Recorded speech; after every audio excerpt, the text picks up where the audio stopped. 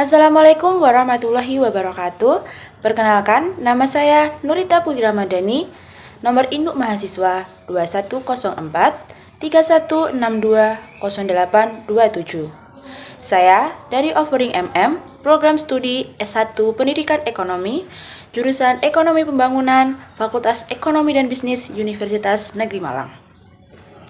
Video ini dibuat guna memenuhi tugas akhir mata kuliah Ekonomi Mikro 1. Nah, pada video kali ini saya akan membahas tentang barang publik dan problematikanya yang ada. Sebelumnya, saya di sini akan menjelaskan tentang apa itu barang publik.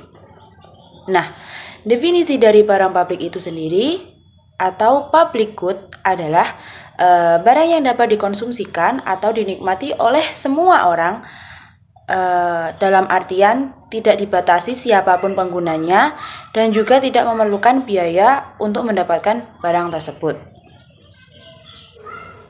Barang publik adalah barang yang ketika dikonsumsi oleh individu tertentu maka tidak akan mengurangi konsumsi orang lain terhadap barang tersebut. Dengan kata lain, barang publik merupakan jenis barang konsumsi yang tidak mampu mempengaruhi jumlah penawaran konsumsi bagi orang lain. Nah, barang publik sendiri memiliki beberapa ciri-ciri. Di antaranya adalah sebagai berikut.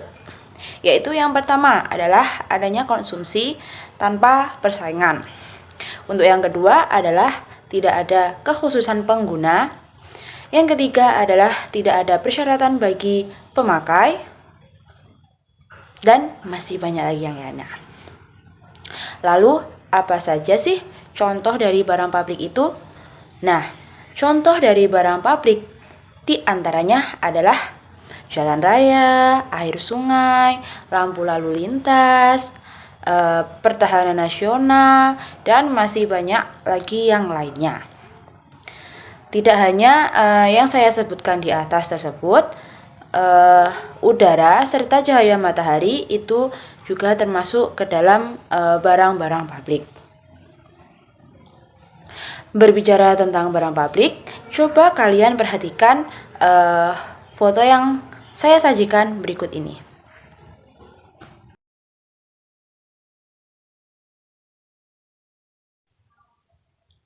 Nah, dapat dilihat dalam foto tersebut bahwa telah terjadi kerusakan-kerusakan pada jalan raya dan banyaknya tambalan-tambalan berupa tambalan semen di jalan raya tersebut. Nah, di mana jalan raya merupakan salah satu contoh dari barang publik. Nah, kerusakan ini disebabkan oleh beberapa faktor, yaitu diantaranya yang pertama adalah adanya kualitas material yang kurang bagus. Bisa jadi karena itu. Yang kedua, bisa jadi karena faktor usianya yang sudah tua atau sudah lama itu aspalnya.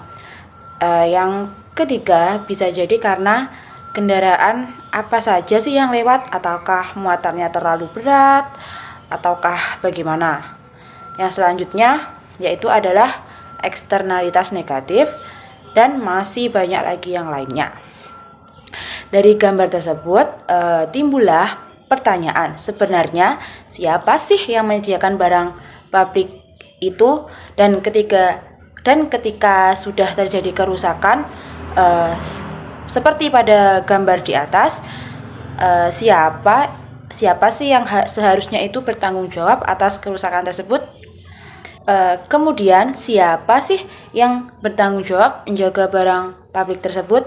Nah, sebenarnya barang publik itu seharusnya adalah menjadi tanggung jawab dari publik atau tanggung jawab dari seluruh masyarakat, pemerintah, dan semuanya. Artinya menjadi tanggung jawab dari publik itu yaitu adalah seluruh masyarakat atau yang menggunakan barang publik tersebut bertanggung jawab penuh untuk menjaga dan menggunakan barang-barang publik tersebut dengan sebaik-baiknya. Nah, barang pabrik yang rusak atau bermasalah itu bisa juga terjadi karena adanya faktor eksternalitas negatif dari pihak tertentu. Seperti halnya pada kasus yang saya angkat ini adalah dari para penambang pasir di sungai. Nah, ketika mereka akan mengirimkan pasir hasil tambangnya ke konsumen atau ke tempat pengepulan atau pengumpulan hasil tambangnya tersebut, mereka itu melewati jalur jalan raya yang seharusnya jalan raya tersebut adalah untuk publik. Nah, karena banyaknya aktivitas truk pengangkut pasir dari sungai ke tempat konsumen ataupun tempat pengepul, itu menyebabkan jalan raya tersebut rusak, seperti berlubang, kayak aspalnya ada yang pecah, retak, atau yang kayak geser-geser gitu, dan lain-lain. Nah, itu semua seharusnya memang menjadi tanggung jawab bagi pihak penambangnya tersebut.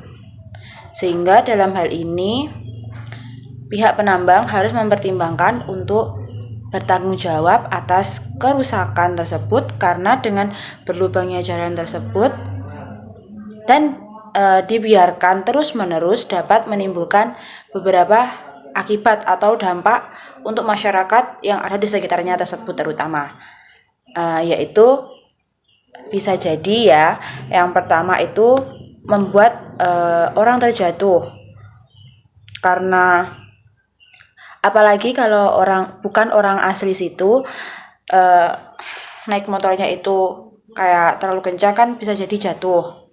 Terus yang kedua adalah lubangnya itu tergenang air hujan. Nah, ketika lubang itu tergenang air hujan itu sangatlah berbahaya, karena genangannya air kan rata sama aspal yang tidak berlubang kan. Nah, itu nanti kalau orang nggak tahu kalau itu berlubang, orangnya kan kencang, nah itu orang tersebut bisa jatuh karena adanya genangan air yang setara dengan aspal tersebut. Yang ketiga yaitu menyebabkan kendaraan cepat rusak karena melewati jalan tersebut, seperti bannya yang bocor atau apa gitu, terus ada yang peleknya meleot, ya bengkong seperti itu. Nah, solusi atas kasus-kasus di atas adalah dengan cara memberikan pilihan atau mewajibkan bagi pihak eksternalitas untuk membayar dari dampak kerusakan tersebut. Atau para penambang bisa mengurangi bobot muatan atau mengurangi jumlah truk pasir yang lewat untuk meminimalisir dampak dari kerusakan tersebut. Selain pemaparan beberapa hal di atas, peran pemerintah juga tidak kalah penting dalam penjagaan atau perbaikan terhadap barang-barang publik jika terjadi kerusakan seperti pada kasus di atas. Ketika masyarakat sudah membayarkan pajaknya, tentu pemerintah itu memiliki cukup anggaran untuk melakukan perbaikan barang publik, seperti hanya jalan raya. Sehingga dalam hal ini diperlukan adanya tanggung jawab bersama, baik itu dari pihak pemerintah sendiri, dari pihak penambang, dari seluruh lapisan masyarakat, tidak memandang apakah itu kaya, sedang ataupun miskin. Pokoknya itu merupakan tanggung jawab bersama yang menggunakan barang publik tersebut. Nah, demikian sedikit penjelasan singkat dari saya mengenai barang publik dan problematikanya. Semoga video ini dapat bermanfaat. Terima kasih dan saya akhiri.